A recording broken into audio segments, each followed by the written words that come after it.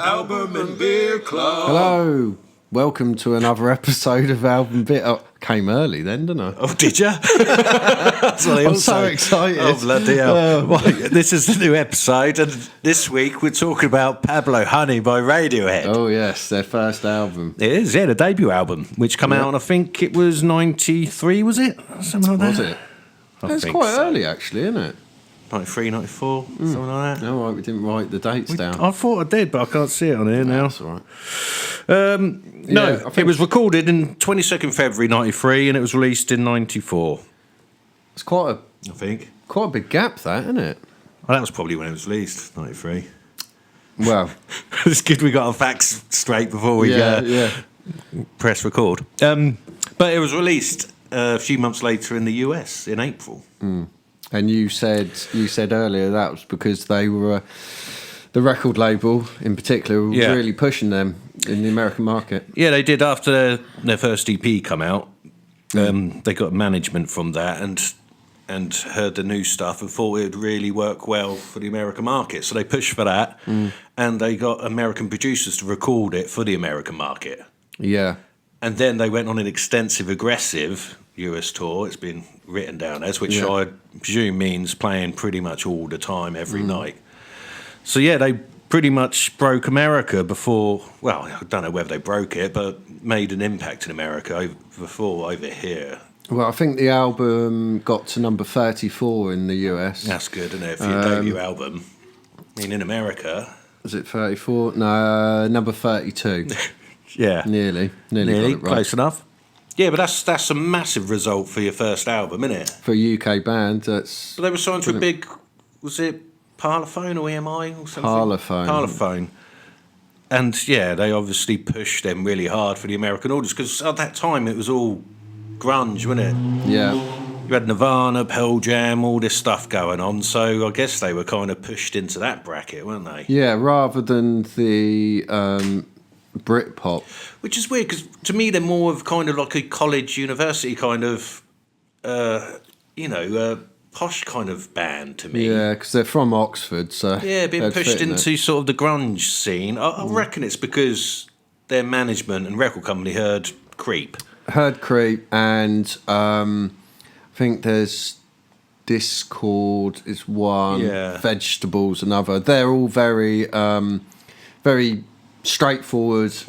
Yeah, and a very introspective, sort of talking about himself, being a bit sort of, I'm a bit of a creep and I'm a loner and stuff. And a lot of grunge was like that, wasn't it? When you listen to Nirvana and Alice in Chains, there's lots of, I'm dumb and all this sort of stuff. And we won't go into Puddle of Mud and all that kind of nonsense that come on later. But they all started writing songs like Creep Is, didn't they? With a sort of self-deprecating theme to the song. And I think they thought, right, let's push this in America, because at the moment this is massive. Yeah. And that's what happened. So, it came out there just after the UK, and it didn't do well initially, apparently. It took a while for the ball, to build up steam, Pablo Honey. But I guess was Creep their first single? I think Creep was their first single. Yeah, initially that didn't do too well for a while either, until international radio play. It started getting lots and lots, and then, that really got the steam rolling behind the album. And yeah, because it was a hit in most places, really. And yeah, eventually it did. I think, let me have a look. So, number 7 in the UK. That's great. That is really good. Really good. For their first single, and the highest charting position in any country was France, number 4. Well, they're all mopey twats, though, aren't they? So I'm not surprised. They love a bit of I didn't mean it like that. They do. They like a bit of. You done the same? I did. They're all a little bit mopey, aren't they? I'll stop doing French impressions. So number 4 in France. Fair enough. And what other singles was off of this? I'm trying. Stop Whispering. Was that their second one? Stop Whispering and Anyone Can Play Guitar. I think you said Stop Whispering didn't even chart, did it? No, you got Anyone Can Play Guitar, which got to number 30 something. I've written it down. I'm going to have a look again. 32. 32. Stop Whispering didn't chart. That's surprising because I knew that song. That's a really strong song. Yeah, and I sort of remember it from back in the day. So, well, it might have been a few years later than that. It might have been, in the early 2000s. You might have just heard it through different radio stations or whatever. But yeah, I knew that one, so I thought it must have charted. Because I know a lot of later Radiohead stuff, not this album very much, to be honest. No, it's because it's quite obvious. Stop Whispering is a glimpse into where they were going, and it is a more mature sound, and that's a nice break from the verse chorus kind of.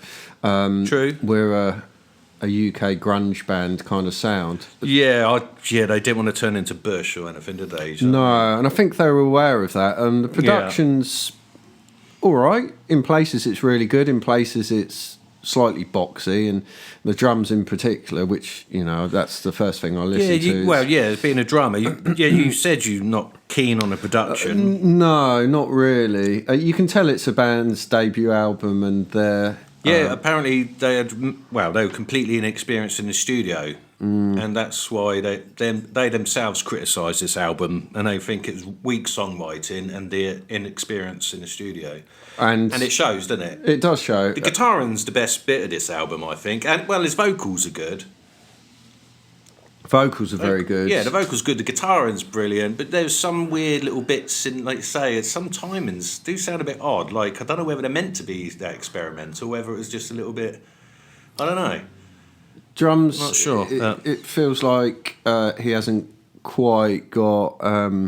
Feels a bit demo-y, doesn't it? Yeah, it does. Yeah. He hasn't quite sort of found his sound yet. Yeah. The bass is pretty low in the mix, apart from not a lot. Anyone Can Play Guitar. It's got a nice. Mean, actually, that song, I used to think it was quite throwaway, but when you actually listen lots to of things it, going on, isn't there? It's a real interesting song. I mean, love the riff. Yeah, the little riff that comes in on the verse. Yeah, and the bass bit, it sort of slides clever. up and down. Yeah, works together nicely, doesn't It's it? strange because to me it seems like they had a good pop chorus and they had this idea for a nice verse and they stuck them together. Yeah, because the verse is quite dark and in a sort of minor key, and the chorus kicks in and it's like Shed 7 kind of Brit poppy chorus. It's weird. I quite like it though. Yeah. But then there's an extended part before the last chorus that goes on a bit, doesn't it? And you're thinking, what's going on here? Yeah, and that's then it really goes strange. into another chorus. It's almost as if they just done it by accident, possibly. Like, didn't come into the chorus, and then just thought, should we keep that? And I quite like it. I do, but it's kind of like they initially wanted a pre-chorus there, some kind of bridge or something, but they didn't have any lyrics, so it just had a bit, and then it went into the chorus. But it's good because you hear a lot of the guitar work. He started uses some of the sliding octave chords in certain bits in here, which really comes to the front in the next album. He sort of does a lot of the octave sort of chords going up and down. So you could hear it in places on this. Yeah. Which is good. Yeah. Yeah, it's a really interesting album, actually. There are some sort of... There's quite a few, I wouldn't say weak points, but kind of... Yeah. There's no bad songs on it. No, there isn't. It's just... But then there's nothing that's outstanding. Like, you listen to the Bends, listened to it not that long ago, and that is just an amazing album. Yes, because there's so much going, there's so many interesting parts. On this, sometimes there's a few songs that aren't that interesting. They're decent enough, but, they're just... Well, it's down to a number of things, like you said. Yeah. Musicianship, songwriting. I think confidence in songwriting as well. Production, And all of those elements add together, it's gonna affect it quite a bit. Yeah, definitely. Have you got any standout tracks on here? Well, obviously Creep. I mean, because you can't help noticing that. It's absolutely massive, isn't it? Yeah, well, I quite like Blowout, the last song, because the guitar riff and the sort of beat and tempo reminds me of Deus, a Belgian band that I really like. I like Anyone Can Play Guitar, find that really interesting. Yeah. It starts off quite strong with You. Vegetables, quite a bit throwaway. Yeah, no. Well, yeah, it's just kind of like an okay-ish album. Yeah. Not okay computer, just okay. Just okay. It'll do. Yeah, it's like they had a couple of really good songs and they went into the studio and sort of had a few half songs that they kind of put together and that. Not saying it's crap at all. It's just not as good as what they ended up being like, achieving later on. Yeah, and Dan was saying earlier, if it wasn't for Creep, I'm sure they're fully aware of this anyway, if it wasn't for Creep, they probably wouldn't have had a second album. I mean, no, that's it. Yeah, they could have been a one-hit wonder massively, couldn't they? And if anything, if they hadn't have delivered such a strong second album, then they would have struggled so much. Because the thing is, I think the mistake that they made, or it turned out to be a stroke of genius, is going for the American market. Yeah. Because when they did that, they went all out, balls deep into grunge over in America. Toured America first with Belly and PJ Harvey before they toured the UK with James, I think it was. But by that time, 95, Britpop was out and everyone was doing all different stuff and they're like, shit, now we're a grunge band. Yeah. But luckily, they managed to make up their own kind of fucking genre of music, which was in between everything, wasn't it? Yeah. Because they could have disappeared as like a crappy grunge band, British grunge band that did a one-hit song, but luckily they managed to pull it back with a great second album, didn't they? Could have been a stilt skin, couldn't they, inside? Exactly, 100%. That's a good shout. Yeah. Yeah. It's a bit like that. Because, like I said, the music could change in the UK. People were fed up with the American kind of rock music by then, and they'd gone on to Britpop with all the Blur, Pulp and Oasis. I know a lot of those bands have been around for a long time, but the movement had suddenly happened, hadn't taken off. Yeah, so they kind of luckily had a few songs that fitted into that, but had albums that were so much more and a lot more intelligent and diverse than most Britpop albums, like Oasis, stuff like that. Yeah. It's quite numbskull, three-chord stuff, isn't it? Which people liked at the time, but Radiohead, people who, fancied themselves as a bit of a music connoisseur could delve a little bit deeper with Radiohead, so it gave them a bit more, a bit more substance to them than some of these Britpop bands did. So, it made, they sorted out perfectly, I think. It did work out in the end really well, yeah. Yeah, well, I think for me, Stop Whispering is one of my favourites, just because, like I said earlier, I think it points to future Radiohead songs. Yeah, there's a few sort of windows into what's going to come, isn't there, on this album? Mature. Lurgy, I really like. It's another slow one. Would you say lurgy? Because some people say lurgy, and it annoys me. Oh, I just thought it was like when you got the lurgy. Yeah. But some people, I think it must be a sort of, what do you call it, sort of county by county sort of thing. Yeah. Some people like a local colloquialism or whatever they say, but lurgy, some people say lurgy. And I think, did they? It annoys me. Yeah. Anyway, sorry. Lurgy. Lurgy it is, that's what I'd say, yeah. And the other one that I liked was You, which is the first one. Yeah, I like you. You like me. I like you. That's quite a good strong opener. It's got good vocals on that. I think it stretches out a few notes. I'll tell you what, in this album, there's quite a few songs when you just hear the music. Could be a few different bands and that, but as soon as you hear Tom York's vocal, it's 100% Radiohead, isn't it? Yeah. He's got the signature sound, and the guitar actually as well. Some of the guitar work, you're like, that's definitely, what would you say, Johnny Greenwood, was it?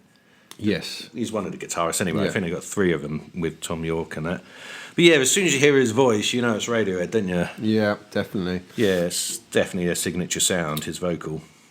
Well, there's something that we were talking about we're going to do every podcast now, and that is band names before they were signed. Yeah. And we didn't really look it up. I'm just going on what I remember. And I did look it up, and you were right. Was it? Yeah. Yes. I did look it up. So what were Radiohead called before they were signed and before probably the record company said, that's shit? I think it's the same members. Yeah. Like you said, I think the company It's normally the record company that says, nah, that ain't going to work. Can you change it? You've got to change that a bit, yeah. What was it? On a Friday. And you know why that was? It's something to do with their rehearsals. It's because they rehearsed on a fucking Friday. Yeah, and they'd be like, let's meet on a Friday. Yeah, that's it. I'm not surprised the record company was like, wow, that's a cool story, but fucking change the name. I mean, Jesus. Well, I mean, we've... But Radioheads, I mean, that's not a very good name, but they took that from a Talking Heads album, didn't they? Oh, did they? Yeah, Telling Stories. I think there's a song on there called Radiohead. They took it from there. Right, so, on a Friday, we're going to do this, everyone. I mean, we've had Blur, and now called Seymour. What we're going to do on a Friday? We're going to do it on a Friday. It's on a Friday. It's on a Friday. We're going to do it on a Friday. Today, so what, for Blur? Seymour? Seymour, yeah. Well, like from Little Shop of Horrors? Yeah, could be, yeah. Feed me, Seymour. Do you remember that? Yeah. Well, they were told to pick. They got given a list of names, and they got told to pick one from it. Oh, my God. So they just picked Blur. Well, that's still a bad name. But some of the best bands in history have got the worst names. The Who. Yeah. That's like a joke. Who's playing tonight? Who? Who? The Who? Oh. Yeah. Beatles, a pun on beat bands. Oh, God. Butthole Surfers. That's pretty good. I know. Anyway, should we go on to Beer of the Week? Yeah. Beer of the Week! Right, Beer of the Week. Today, the link is... Go on, Rich, you're going to speak us through it because you like doing Beer of the Week. All right, yeah. Well, so the Beer of the Week... this week, look at this, is an Oxford Gold. Oxford Gold, man. Amber. Check that out. Ale, 4 point. What is it? 4.6. Brack's beer, double dropping beer since 1779. What does double dropping beer mean? That's like what you do with acid, isn't it? Well, yeah. Double drop or pills or something. Maybe it's more like 10%. Yeah, so from Oxford. It's from Oxford, which is where Radiohead are from. Radiohead are from Oxford. I hope. You said they were. Oh, it's a golden beer. It's 4.6%. It's a pale gold and it's pale gold with citrus aromas and a zesty, fruity finish. Why are all these beers lately always citrusy? Don't know. Give it a go then. Well, I suppose they can't be sort of savoury, can they? Well, I guess they could, couldn't they? I know Supergrass are from Oxford. It got me thinking now. No, they are. They're from Oxfordshire. They're from Abingdon. Yeah, well, that's good enough, isn't it? Yes. No, I did. I knew somebody from Abingdon, and I thought, well, Radiohead are from there too. That's nice, actually. Lovely. You liking it? It's good, isn't it? Tasty.